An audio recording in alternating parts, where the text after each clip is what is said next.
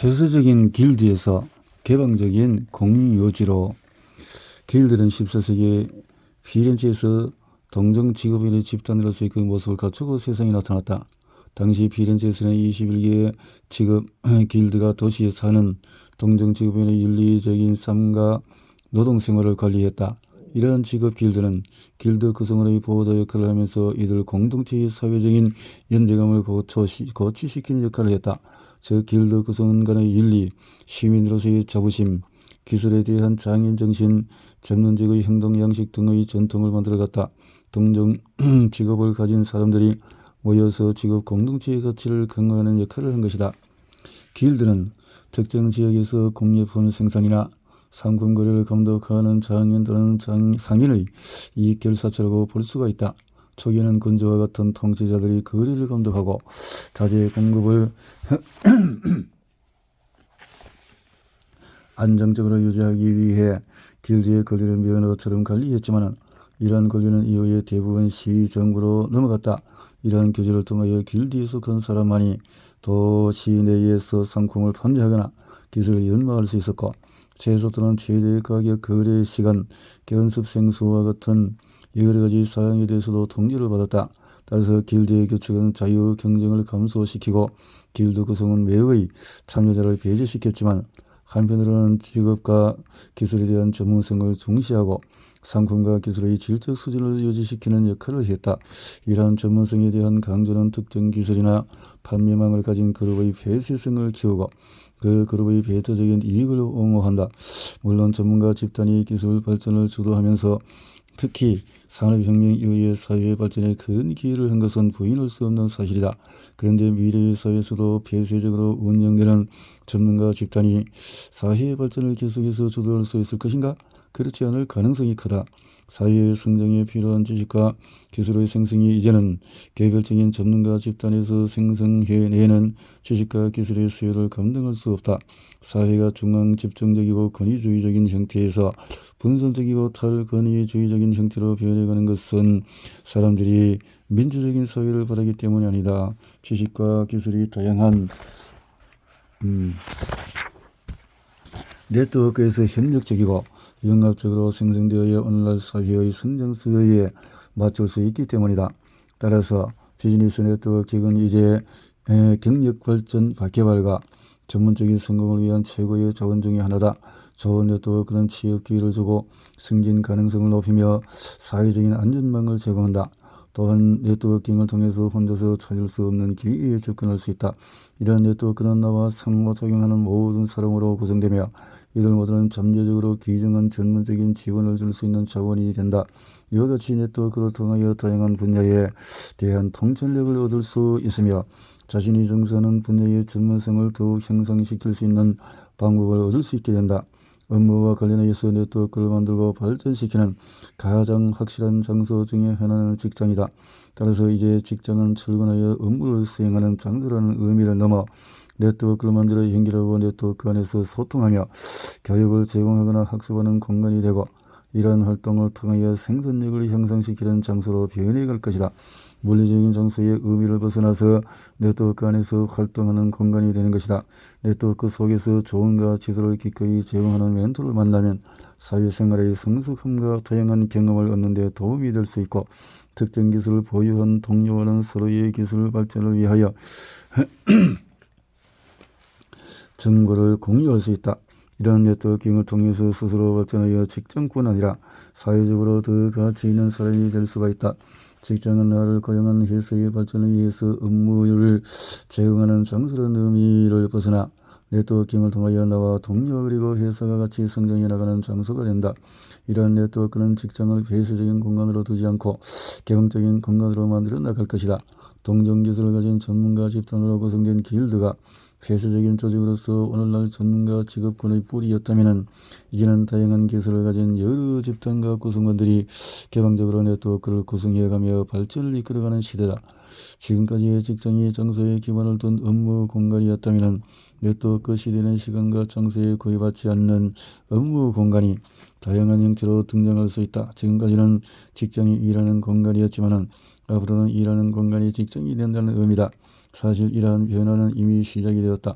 코로나19로 촉진된 변화의 흐름은 목적의식의 공유를 바탕으로 협업 문화를 이루고 비즈니스 가치를 창출하기 위한 새로운 업무 생태계를 만드는 것이 미래의 직장이 나아가야 할 방향이라는 것을 보여준다.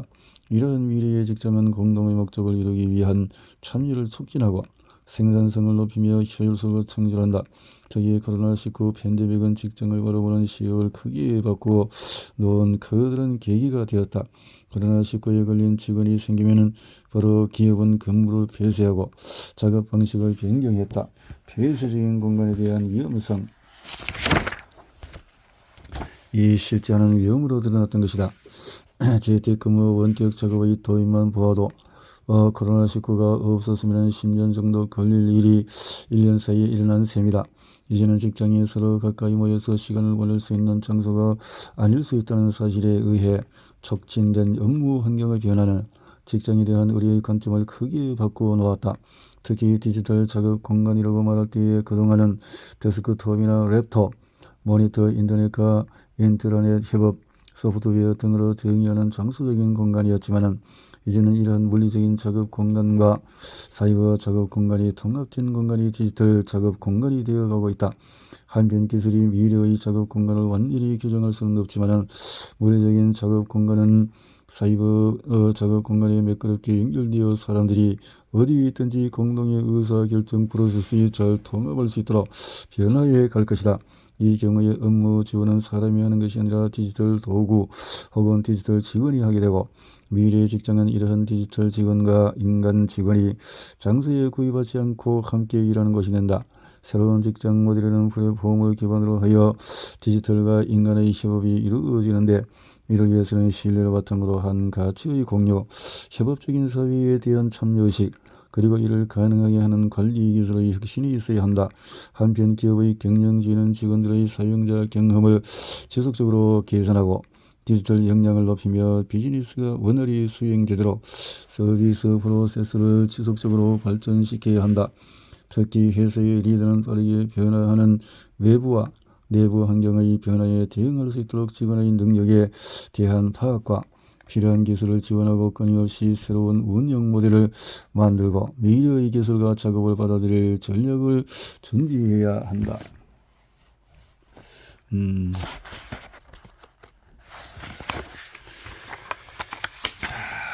이제 지혜는 사이버 세상에 있는 또 다른 지혜를 만나고 대화하면서 자신을 되돌아볼 수 있다. 이러한 대화를 통해 자신의 능력이 전보다 훨씬 커지고 자존감 또한 높아진 것을 느꼈다. 디지털 공유지. 고장도 넘어갔어. 건강에 대한 새로운 전략은 세계보건기구는 1948년에 건강을 단순히 질병이나 허약함이 없는 상태가 아니라 신체적인, 정신적인 그리고 사회적으로 완전히 웰빙 상태라고 정의했다. 웰빙 상태라. 신체적, 정신적, 사회적 요인이 다 웰빙이 되어지도록 전체적인 접근을 실질적으로 건강 상태를 이루는 방안을 마련하기가 매우 어려워진다는 현실적인 문제가 생긴다. 신체적이고 정신적인 뿐만 아니라 사회적으로도 완전하게 웰빙에 있는 사람들은 거의 없기 때문에 정의 자체가 비현실적이라는 측면이 있다. 또한 현재 만성질환이나 장기를 안고 살아가는 사람들은 앞으로 건강해질 가능성이 거의 없어진다. 더기 완전한 웰빙에 도달하는 것을 목표로 하게 되면 완전하지 않은 모든 건강 상태가 병적 상태가 됨으로써 이를 모두 치료해야 된다는 논리적 사회의 가행 의료화를 조장하는 문제점도 있다. 이와는 반대로 WHO의 정의가 건강의 광범위한 결정 요인을 충분히 고려하지 않았다는 지적도 있다. 이전의 개념에 비하면 건강에 대한 책임을 개인적인 영역에서 공동체의 집단적인 영역으로 변화시켰지만 여전히 기후변화나 생태계 변화가 초래하는 건강 위협에 대해서는 담지 못하고 있기 때문이다. 오늘날 인류의 건강을 크게 위협하는 요인으로 코로나19 같은 신종 감염병과 기후변화에 의한 재해를 빼놓을 수 없다. 이제 생태계 교란의 심각한 영향과 급속한 지구환경의 변화 속에서 질병을 보는 시각의 생태학적인 영향을 추가할 필요가 생긴다. 그런데 건강 개념에 생태학적인 고려가 포함되고 건강을 유지하고 증진시키는 전통적인 개념이 생태계와의 조화라는 개념까지 확장이 되면 지금까지의 건강과 질병에 대한 접근이 바뀌지 않으면 안 된다. 현재처럼 질병을 진단하고 약물이나 수술로 치료한다는 대응적인 전략으로는 생태학적 건강이라는 더 큰 개념의 건강 상태에 도달할 수가 없다. 질병에 걸리는 근본적인 이유 중에 하나는 우리가 갖고 있는 유전자가 변화에 적절하게 적응하지 못하기 때문이기도 하다. 인류 문명, 특히 현대 문명이 만들어내는 변화는 그 자체도 위협적이지만 지나치게 빨리 변화를 가져오는 속도에 더 큰 문제가 있다. 인간은 스스로 감당할 수 없는 수준의 변화를 문명이라는 이름으로 만들어내고 있다. 한편으로 이 문명은 건전한 인간의 존재의 기반을 흔들고 인류에게 질병을 만들어내고 있는 셈이다. 현재 인류의 문명은 환경과 유전자의 조응 관계를 크게 벗어나게 할 만큼 환경적인 변화를 가져왔고 또한 이를 가속화시키고 있다. 따라서 질병 발생의 기본적인 이유라고 할 수 있는 환경 변화와 유전자 적응 사이의 불일치를 줄이기 위한 전략이 필요하다. 우선 현대 인류의 환경과 생활 습관을 적절하게 바꾸어 유전자가 최적으로 적응했던 상태에 가깝게 되돌리는 노력이 필요하다. 즉 채소, 과일, 견과류, 어류 등 다양한 섭취를 하면서 포화 지방산이 많은 육류와 염분과 설탕 그리고 가공식품의 섭취를 줄여야 한다. 쌀이나 밀과 같은 곡물도 가능한 정제가 덜 된 상태로 섭취하는 것이 중요하다. 또한 운동 등 신체 활동량도 상당히 늘려서 수렵 채집 시기의 수준에 가까이 가도록 해야 하며 흡연이나 음주 등의 생활 습관을 개선하는 노력도 있어야 한다. 추가로 화석 인류에 대한 사회적인 의존성을 줄여 기후변화, 대기오염이나 새로운 화학물질에 의한 건강 영향도 줄여야 한다. 미생물과의 공존이라는 새로운 전략도 취해야 한다. 인간을 둘러싼 환경과 인간의 장래에 있는 미생물과의 관계는 호모 사피엔스가 출현하기 훨씬 이전부터 오랜 기간에 걸쳐서 만들어진 관계다. 그런데 이 관계를 최근의 문명 생활이 교란시키고 있다는 점이 질병의 중요한 원인이다. 변화된 환경에 대한 유전자가 적응을 하지 못해서 질병이 생기듯이 미생물, 특히 장내 미생물군과의 공생적인 관계가 깨어지면서 많은 질병이 발생한다. 공생적인 관계를 복원하고 장내 미생물군을 활용하여 건강을 유지하고 증진하는 새로운 전략이 필요하다. 가장 근본적인 전략은 인류의 생존과 안녕에 직접적으로 연결되는 지구의 생태계와의 공존 전략이다. 우리가 살고 있는 지구 환경은 우리에게 음식, 거주지 등 기본적인 필요를 충족해주고 공기와 물을 정화하며 토양을 비옥하게 해준다. 뿐만 아니라 우리가 예가를 즐기고 문화를 향유할 수 있도록 해준다. 생태계와 균형은 인간에게 위험한 병원체와 매개체를 적절히 통제함으로써 질병의 전파를 막는 역할도 한다. 결국 건강이란 인간을 둘러싼 지구 환경과의 조화에 의해서 얻어지는 것이며 이런 상호와 간의 적응이 필요하다.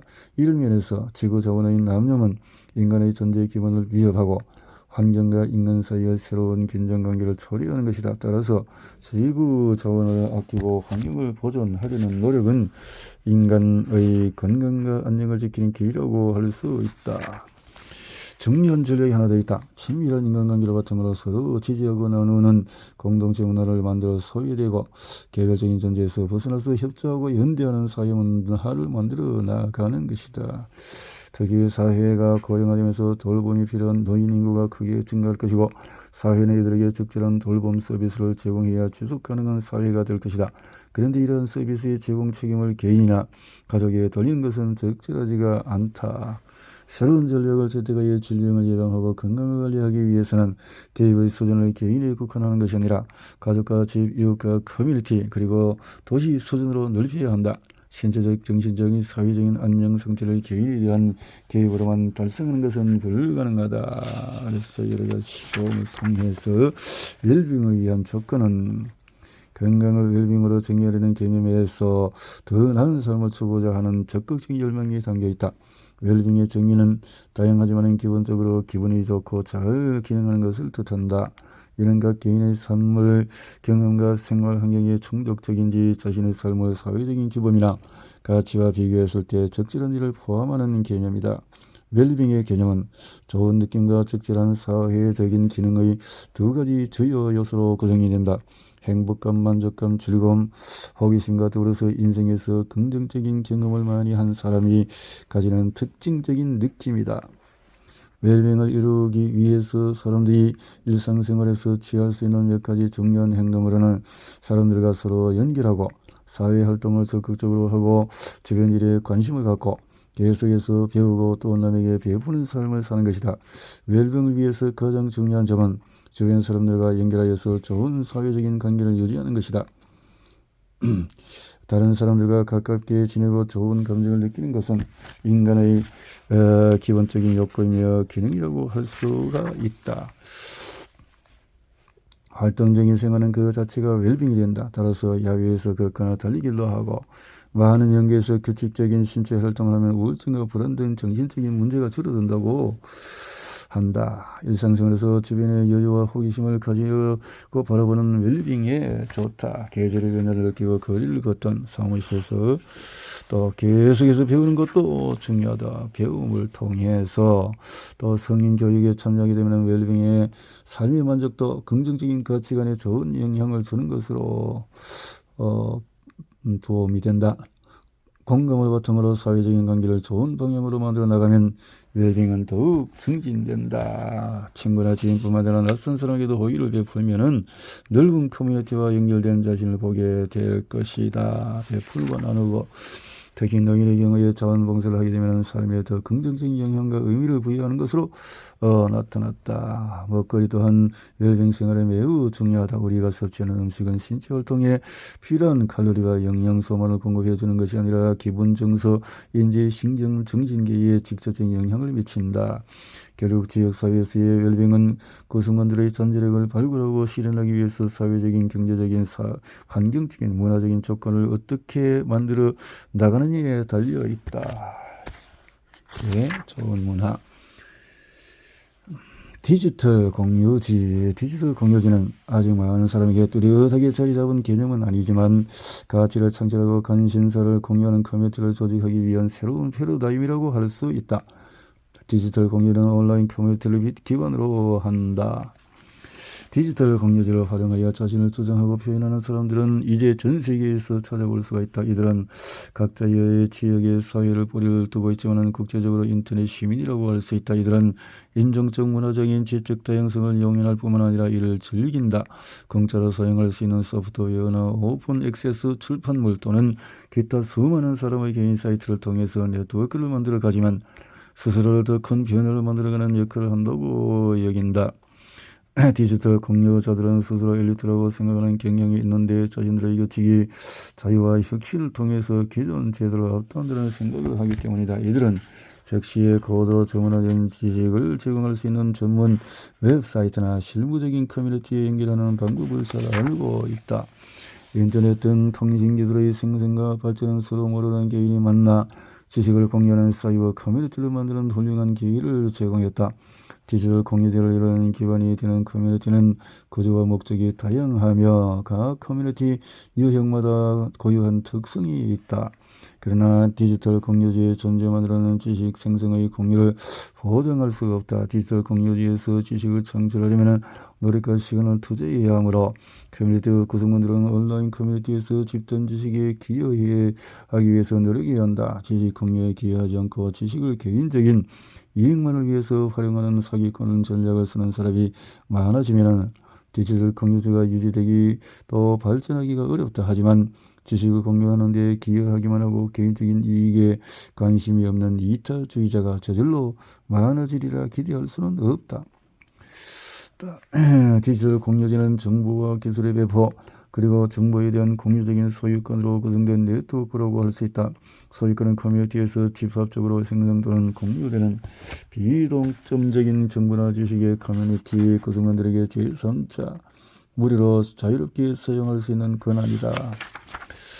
디지털 공유를 처음으로 시도했던 커뮤니티는 리차드 스톨만이 1980년대에 설립한 자유 소프트웨어 운동이다. 상호 도움을 통해서 소프트웨어를 개선하는 70년대 프로그래머 문화에서 영감을 받은 스톨만은 자유 소프트웨어의 사용과 배포를 장려하기 위해 이 운동을 고안하였다.